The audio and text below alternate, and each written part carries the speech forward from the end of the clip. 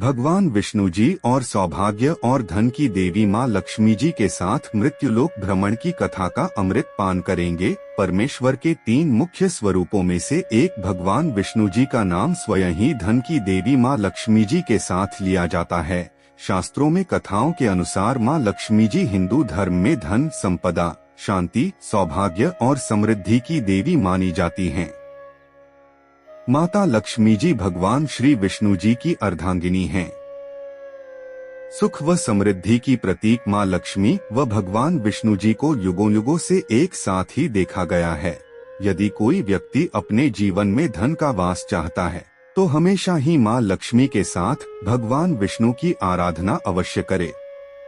इन दोनों का रिश्ता काफी शुद्ध व सर्वश्रेष्ठ माना जाता है। परंतु ऐसा क्या हुआ था जो लक्ष्मी जी के कारण भगवान विष्णु जी की आंखें भर आईं? एक कथा के अनुसार लक्ष्मी जी की किस बात से विष्णु जी इतने निराश हो गए। एक बार भगवान विष्णु जी शेषनाग पर बैठे बैठे उदास हो गए और धरती पर जाने का विचार बनाया। धरती पर जाने का मन बनाते ही विष्णु जी जाने की तैयारियों में लग गए।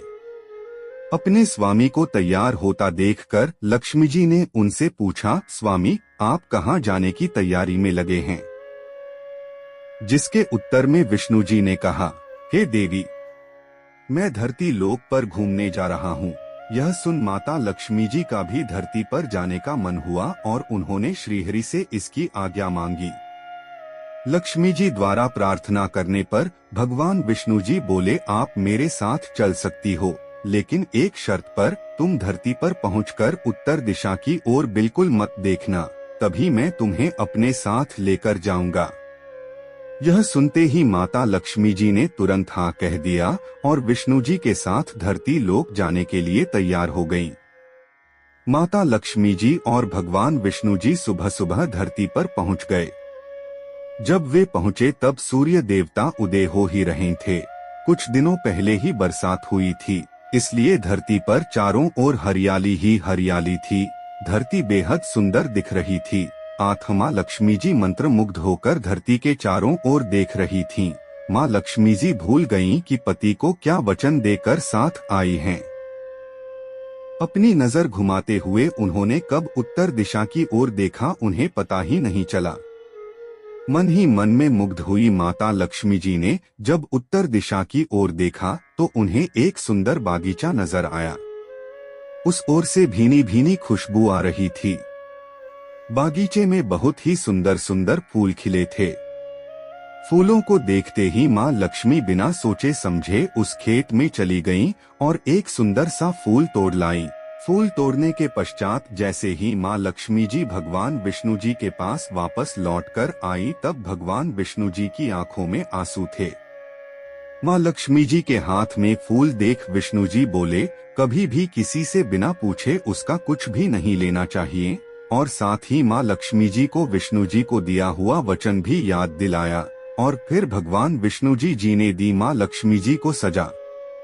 माँ लक्ष्मी जी को अपनी भूल का जब आभास हुआ तो उन्होंने भगवानक्ष विष्णु जी से इस भूल की क्षमा मांगी। विष्णु जी ने कहा कि आपने जो भूल की है उसकी सजा तो आपको अवश्य मिलेगी। जिस माली के खेत से आपने बिना पूछे फूल तोड़ा है, यह एक प्रकार की चोरी है। इसीलिए अब आप 3 वर्षों तक माली के घर नौकर बनकर रहो, उसके बाद मैं आपको बैकुंठ में वापस बुलाऊंगा। भगवान विष्णु जी का आदेश माता लक्ष्मी जी ने चुपचाप सर झुकाकर मान स्वीकार किया, जिसके बाद माँ लक्ष्मी जी ने एक गरीब औरत का रूप धारण किया और उस खेत के मालिक के घर गईं। माधव नाम के उस माली का एक झोपड़ा था जहां माधव पत्नी, 2 बेटे और 3 बेटियों के साथ रहता था। माता लक्ष्मी जी जब एक साधारण औरत बनकर माधव के झोपड़े पर पधारी तो माधव ने पूछा, बहन आप कौन हो? तब माँ लक्ष्मी ने कहा, मैं एक गरीब औरत हूँ, मेरी देखभाल करने वाला कोई नहीं, मैंने कई दिनों से खाना भी नहीं खाया, मुझे कोई भी काम दे दो, मैं तुम्हारे घर का काम कर लिया करूँगी और इसके बदले में आप मुझे अपने घर के एक कोने में आसरा दे देना। माधव बहुत ही अच्छे दिल का मालिक था, उसे दया आ गई, लेकिन उसने कहा, बहन मैं तो बहुत ही गरीब हूँ, मेरी कमाई से मेरे घर का खर्च काफी कठिनाई से चलता है। लेकिन अगर मेरी 3 बेटियां हैं, उसकी जगह अगर 4 बेटियां होती तो भी मुझे गुजारा करना था। अगर तुम मेरी बेटी बनकर और जैसा रूखा सूखा हम खाते हैं उसमें खुश रह सकती हो तो बेटी अंदर आ जाओ।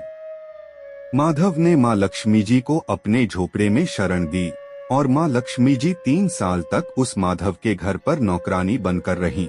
कथा के अनुसार कहा जाता है कि जिस दिन माँ लक्ष्मी जी माधव के घर आई थी, उसके दूसरे दिन ही माधव को फूलों से इतनी आमदनी हुई कि शाम को उसने एक गाय खरीद ली। फिर धीरे धीरे माधव ने जमीन खरीद ली और सबने अच्छे अच्छे कपड़े भी बनवा लिए। कुछ समय बाद माधव ने एक बड़ा पक्का घर भी बनवा लिया। माधव हमेशा सोचता था कि मुझे यह सब इस महिला के आने के बाद मिला है, इस बेटी के रूप में मेरी किस्मत आ गई है। एक दिन माधव जब अपने खेतों से काम खत्म करके घर आया तो उसने अपने घर के द्वार पर गहनों से लदी एक देवी स्वरूप औरत को देखा। जब निकट गया तो उसे आभास हुआ कि यह तो मेरी मुंहबोली चौथी बेटी यानी वही औरत है। कुछ समय के बाद वह समझ गया कि यह देवी कोई और नहीं बल्कि स्वयं माँ लक्ष्मी जी हैं। यह जानकर माधव बोला, हे माँ, हमें क्षमा करें, हमने आपसे अनजाने में ही घर और खेत में काम करवाया। हे माँ, यह हमसे कैसा अपराध हो गया। हे माँ, हम सबको माफ कर दे। यह सुन माँ लक्ष्मी जी मुस्कुराईं और बोली, हे माधव, तुम बहुत ही अच्छे और दयालु व्यक्ति हो। तुमने मुझे अपनी बेटी की तरह रखा, अपने परिवार का सदस्य बनाया। इसके बदले मैं तुम्हें वरदान देती हूँ कि तुम्हारे पास कभी भी खुशियों की और धन की कमी नहीं रहेगी। तुम्हें सारे सुख मिलेंगे जिसके तुम हकदार हो। इसके पश्चात माँ लक्ष्मी जी अपने स्वामी श्री हरि के द्वारा भेजे रथ में बैठकर वैकुंठ चली गईं। हे माँ, मेरी नम्र विनंती है कि जैसे माधव पर कृपा दृष्टि रखी, वैसी ही कृपा दृष्टि हमारे समाज और देश पर रखना।